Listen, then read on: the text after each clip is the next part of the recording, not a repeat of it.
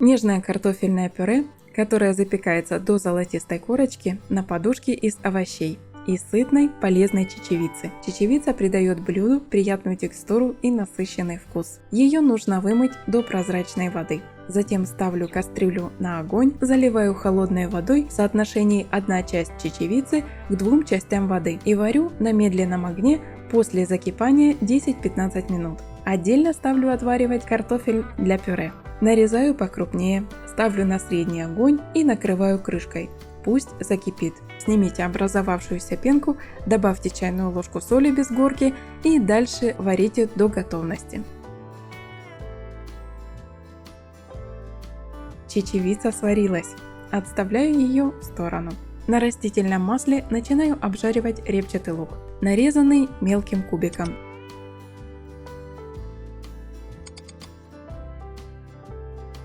Также понадобится свежая морковь. Ее можно нарезать кубиком или ломтиками, или натереть на крупной терке. Еще в начинку положу сладкий перец. Его разрезаю, удаляю белые части и семена и нарезаю также мелким кубиком. Добавляю к остальным ингредиентам и помешиваю. Овощи довожу до полуготовности. На это уходит 5-7 минут. Картофель почти готов. Томатная паста. Она придаст и кислинку, и насыщенность, и цвет. Мешаю на огне еще минутку. Следующим кладу отварную чечевицу. Хорошо перемешиваю. Теперь довожу до вкуса. Прованские травы, кориандр, соль, щепотка сахара, чеснок, выдавленный через пресс. Вы можете взять любой набор любимых специй. Эта овощная основа должна иметь более насыщенный вкус.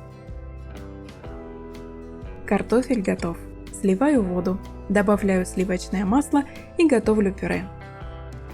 Здесь картофель выступит контрастом к начинке, объединяя все вкусы в одно гармоничное блюдо.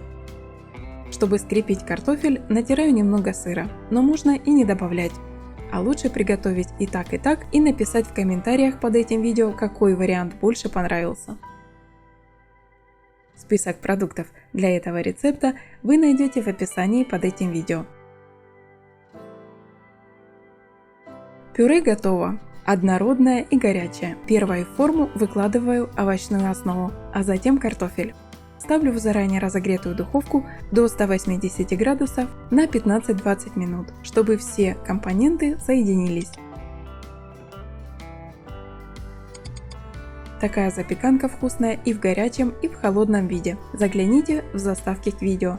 Там еще несколько рецептов из картофеля. Подписывайтесь на канал, не пропускайте новые рецепты.